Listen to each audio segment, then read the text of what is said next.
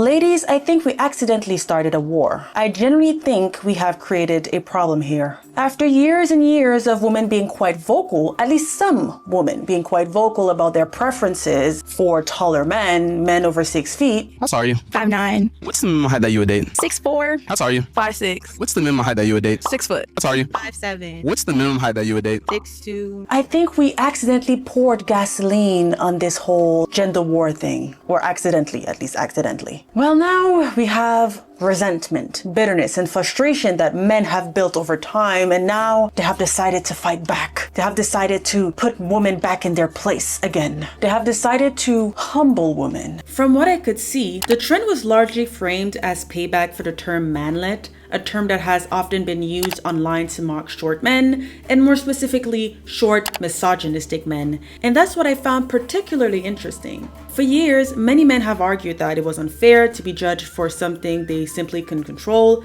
their height. So instead of criticizing something women have historically been criticized for, like their weight, they strategically shifted the conversation towards another physical trait that women can't really control either, their bone structure. More specifically, their hips. I've been seeing more and more videos from men trying to rage bait women by creating new insecurities. And somehow, the body part they chose was hip dips. We have heard the silly and harsh comments about weight.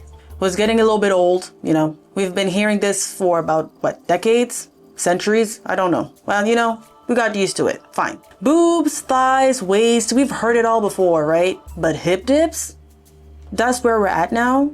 At first, I honestly thought it was just one guy making a joke. You know how the internet is. Somebody says something ridiculous, everybody laughs, haha, and we move on. But then I kept scrolling. Another video, another one, another one, another one. And I realized, oh, okay, some people are actually serious about this thing. You'd see women simply existing, posting a picture of themselves, posting a gym video, posting an outfit. I don't know, man. Just women being women, just existing. You know, that's already a problem. And the comments would immediately be filled with hiplet, hiplet, hiplet. Oh my gosh, hiplet, hiplet, hiplet. And what caught my attention wasn't really the word itself. You know, people always come up with new trends. The issue for me was the idea behind it. Because I knew that the whole point of this trend was to humble women, for sure. Humble them. But yeah, I just kept thinking, why is this even a goal? Why is humbling women even a goal? The funniest thing though is that this whole rage baiting idea doesn't seem to be working that well. Women immediately clocked what was happening. They started even posting videos embracing their hip dips, proudly fighting back, I would say, the haters. Some women even doubled down on their dating preferences, making it very clear that being criticized for their bodies wasn't suddenly going to change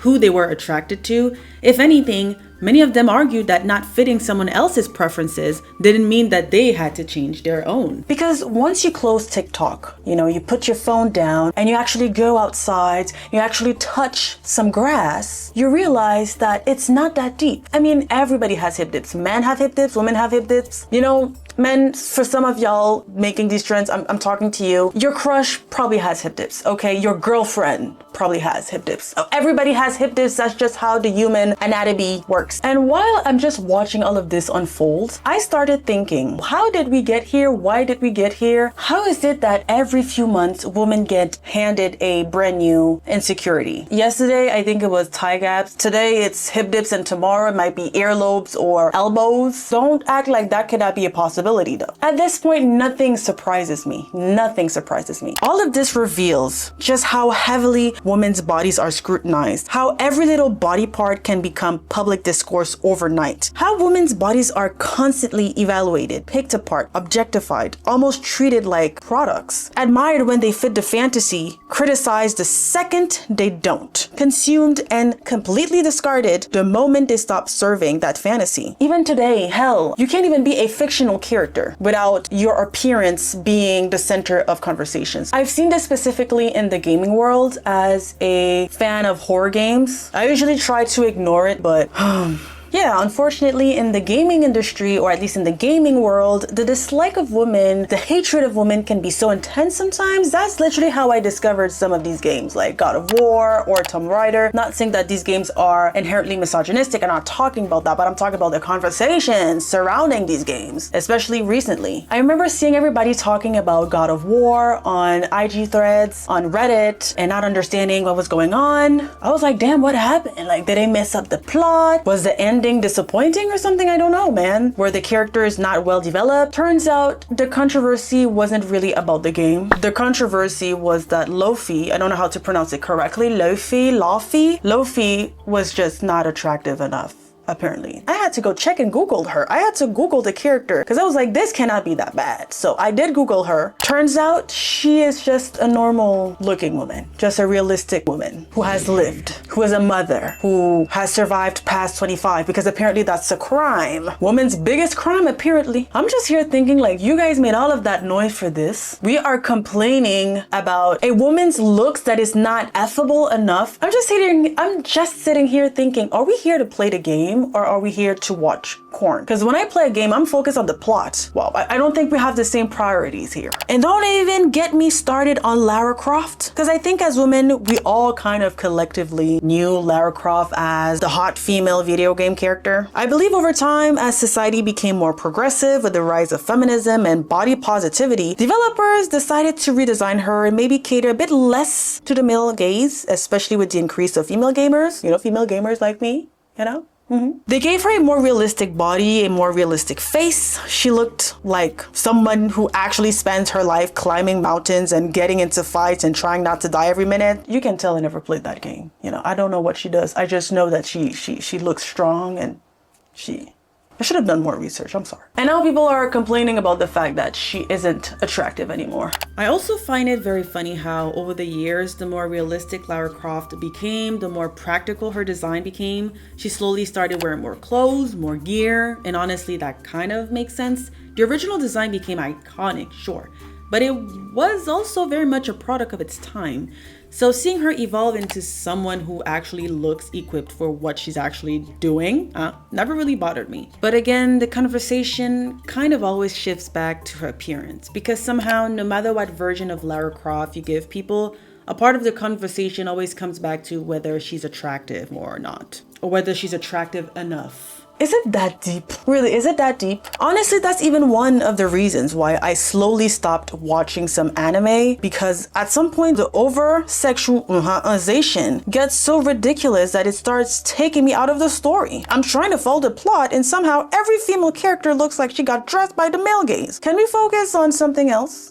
Sometimes it just bothers me that the character has the body of a 25-year-old, probably double G's, but the face of a 12-year-old. It's distracting. It gets to a point. Every couple of months, there's a new body part women are supposed to obsess over. Every couple of months, there's a new standard, a new insecurity, a new thing we're supposed to fix. I'm trying to understand what women are actually supposed to be at this point, because every beauty standard contradicts the previous one. You want us to lose weight, but don't lose your boobs, don't lose your butt, don't lose your thighs, keep the tiny waist, keep the flat stomach, don't have cellulite, don't have stretch marks, don't have hip dips. Are women just customizable characters? It's like the biggest crime a woman can commit today is being a human being and acknowledging that and accepting it as well and embracing it. Having body hair, having wrinkles, having pores, having acne, getting older, sweating, smelling after going to the gym, looking tired, having a stomach that isn't perfectly flat after eating, having boobs that respond to gravity like every other object on this planet. I mean, personally, even for me, the beauty standards are so ludicrous that it has in a way healed my body dysmorphia. It might sound weird, wait a minute, and I might make a video about it. The beauty standards are so unattainable and unrealistic for women that even me who struggled with body dysmorphia because of that pressure, I just kind of gave up that uphill battle of trying to look perfect, trying to fit in, because it's so exhausting. You could see the most beautiful woman still be teared down, still be criticized, still be scrutinized. They're still nitpicking any imperfection she has. It's never enough. I realized that if I kept chasing that fantasy, I'm just going to be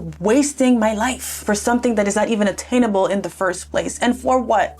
I don't want to be 40, 45 looking at myself and being like, wow, finally it was not that deep, but I've wasted 4 decades learning that. I'm really starting to believe, like, when are women gonna start living for themselves? You're gonna spend your entire life chasing or waiting for a version that does not exist and probably will never exist. Because even if you fit that idea, there will always be something that will come along that you'll have to fix, because the beauty standard is always evolving. And honestly, watching women responding to this hiplet trend was quite wholesome to me, because it clearly did not work. I really enjoyed how women just did not fall for the rage bait. Honestly, for me, the rage bait was quite, 2 out of 10, and I'm being really nice here. We clearly saw, we clocked it, okay? We clearly saw what you guys were trying to do. I really loved seeing women immediately embracing their hip dips. I feel like this trend did the reverse. A lot of women were struggling with their hip dips until they saw that men wanted to use that against them. And now it's like, oh, you know what? Finally, I actually like them. It actually